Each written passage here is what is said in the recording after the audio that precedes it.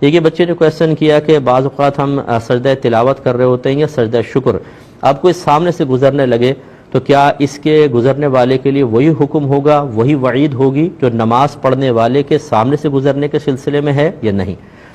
دیکھیں نبی کریم صلی اللہ علیہ وسلم جب کوئی ایسی چیز کے بارے میں خبر دیتے ہیں یا ایسی خبر دیتے ہیں جس کو حسی طور پہ فزیکلی طور پر آپ خود نہیں پرکھ سکتے، جانچ سکتے، تو یاد رکھیں کہ وہ اپنے مورد پر بند رہتی ہے، یعنی جس چیز کے لیے سرکار نے حکم فرمایا بس وہ اسی کے ساتھ خاص ہوگا، اس پر قیاس نہیں کر سکتے ہیں۔ جیسے مثال کے طور پہ سامنے سے نمازی کے آگے سے گزر جانا، ہم 50 دفعہ گزر جائیں ہمیں تو کوئی تبدیلی محسوس نہیں ہوگی، نہ نمازی کو نہ ہمیں،